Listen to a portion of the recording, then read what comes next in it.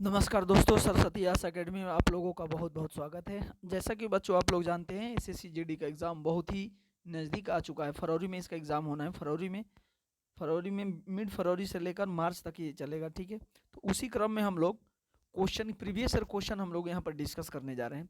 Discuss क्या क्या होगा? जीएस होगा, हिंदी होगा, रीजनिंग होगा और मैथ होगा। 20-20 क्वेश्चन जैसे एग्जाम में आते हैं वही क्वेश्चन किए जाएंगे जो प्रीवियस एग्जाम में आ चुके हैं।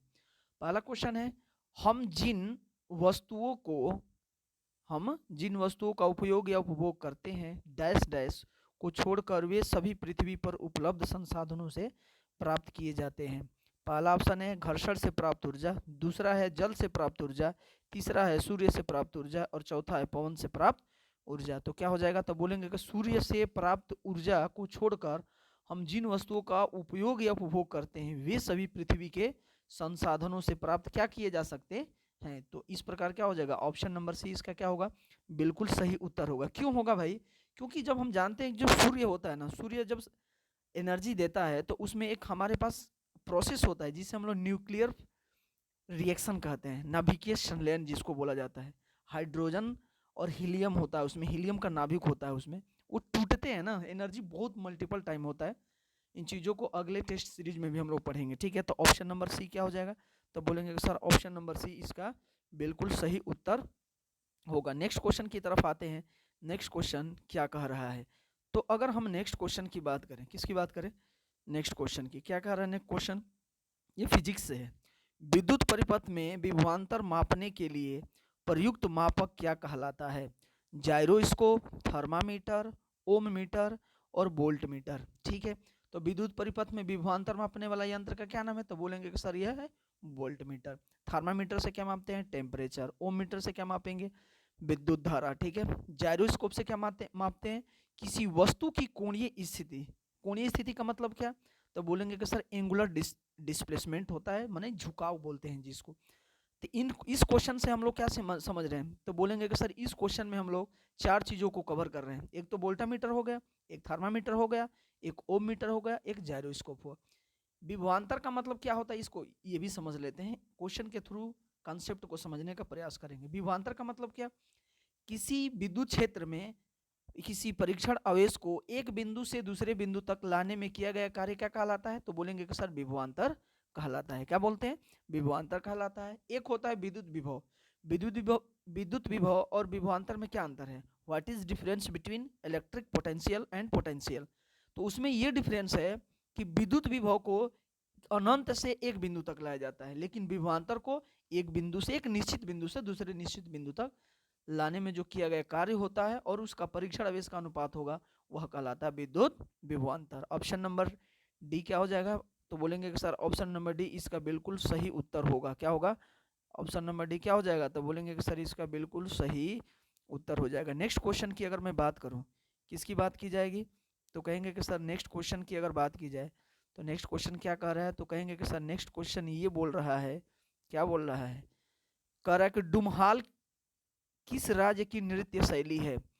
जम्मू और कश्मीर, केरल, गुजरात और क्या है? पश्चिम बंगाल। तो डुमहाल किस राज्य की नृत्य शैली है? तो बोलेंगे कि जम्मू और कश्मीर। क्या हो जाएगा?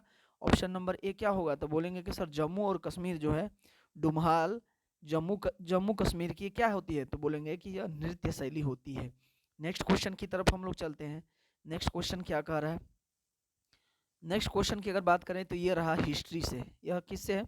तो हिस्ट्री से। मैं बताता हूँ जीएस एक चीज़ से नहीं बनता है, आपका हिस्ट्री, ज्योग्राफी, पॉलिटी, साइंस में तीनों साइंस, खेल से, नृत्य से, सभी डांस वगैरह से क्वेश्चन आते हैं। करेंट अफेयर से 2 से 3 क्वेश्चन आते हैं जीडी में, ज़्यादा नहीं, 2 से 3 क्वेश्चन। नेक्स्ट क्वेश्चन की बात की जाए, नेक्स्ट क्वेश्चन क्या कर रहा है? मुगल साम्राज्य के दौरान जजिया कर किस पर लगाया गया था? कुलीन नागरिकों पर, गैर मुस्लिम नागरिकों पर, मुस्लिम नागरिकों पर, सभी नागरिकों पर। तो किस पर लगाया गया था? तो बोलेंगे कि सर ये लगाया गया था गैर मुस्लिम नागरिकों पर। किस पर लगाया गया था? तो बोलेंगे कि सर जजिया कर गैर मुस्लिम नागरिकों पर क्या किया गया था? लगाया गया था। अब हम बात करेंगे नेक्स्ट क्वेश्चन की। नेक्स्ट क्वेश्चन रहा बायोलॉजी से जी। ये वो क्वेश्चन है जो एग्जाम में आए हुए हैं, रियल क्वेश्चन है, ध्यान दीजिएगा। उसके थ्रू हम लोग चीजों को प्रैक्टिस कर रहे हैं। हरे शैवालों के हरित होने का कारण है, क्या है कारण भाई? तो बोलेंगे कि सर क्लोरोफिल। क्लोरोफिल जो होता है, क्लोरोफिल की वजह से हरे सवालों का हरा होने का जो कारण होता है वो क्या होता है, तो बोलेंगे सर क्लोरोफिल।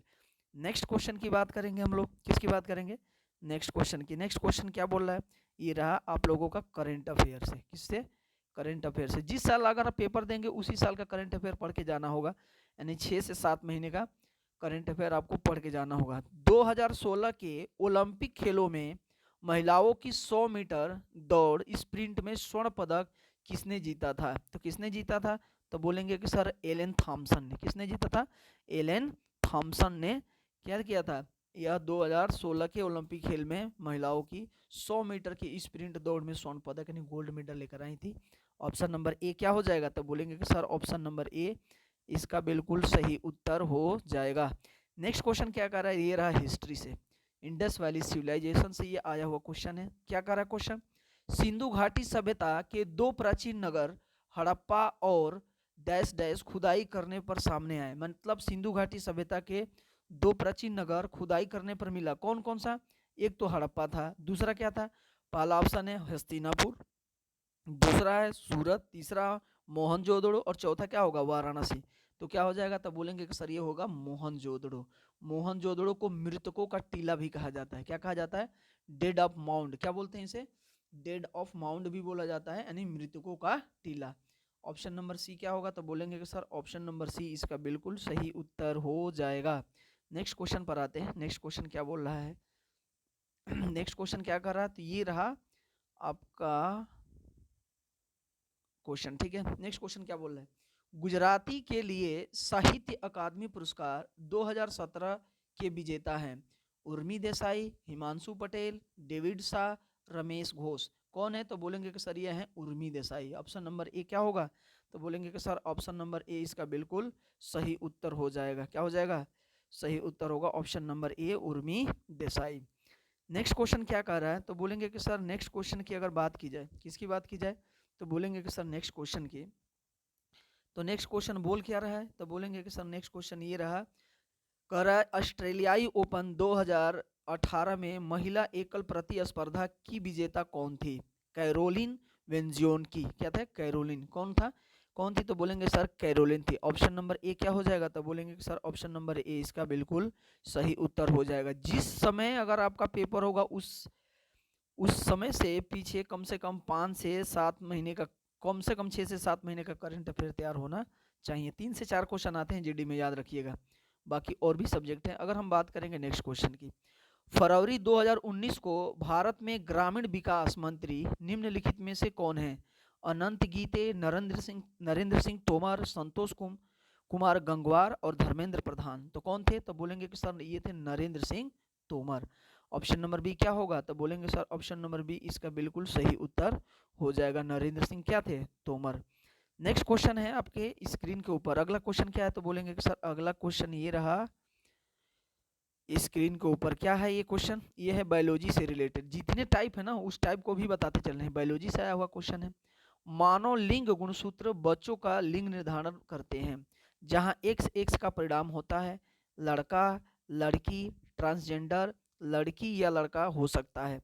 तो एक्स एक्स का परिणाम होगा तो क्या होगा, तो बोलेंगे कि सर अगर एक्स एक्स, पहली बात मानव मानव में लिंग सूत्रों की संख्या कितनी होती है, तो बोलेंगे सर ये 23 जोड़ी होती है। कितने होते हैं, 23 जोड़े, टोटल कितना हो जाएगा 46। अब एक बात बताइएगा, एक्स एक्स होता है तो क्या होता है, तो बोलेंगे कि सर लड़की होती है। अगर एक्स वाई होगा तो क्या हो जाएगा, तो बोलेंगे कि सर लड़का होगा। तो क्या हो जाएगा, ऑप्शन नंबर बी इसका क्या होगा, तो बोलेंगे कि सर ऑप्शन नंबर बी इसका बिल्कुल सही उत्तर होगा।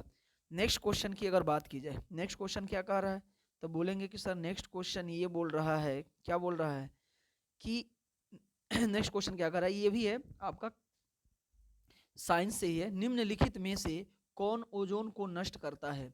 ओजोन परत की खासियत क्या है कि अगर उसमें कहीं लेयर में अगर लेयर में कहीं भी अगर छिद्र हो गया ना, तो सूर्य से आने वाली जो अल्ट्रावायलेट रे होती है, परावैंगनी किरण होती है, वह मानव जाति के लिए, ह्यूमन बींग्स के लिए बहुत ही ज़्यादा हानिकारक होती है। फुंसी, फोड़े, बहुत ढेर सारी खतरनाक खतरनाक बीमारियां होती है। तो अगर हम बात करेंगे, किसकी बात करेंगे, क्वेश्चन की बात करेंगे, ओजोन को नष्ट करता है, कौन नष्ट करता है, कार्बन, क्लोरीन, गंधक और सिलिकॉन। तो कौन करेगा, तो बोलेंगे कि सर यह करता है क्लोरीन।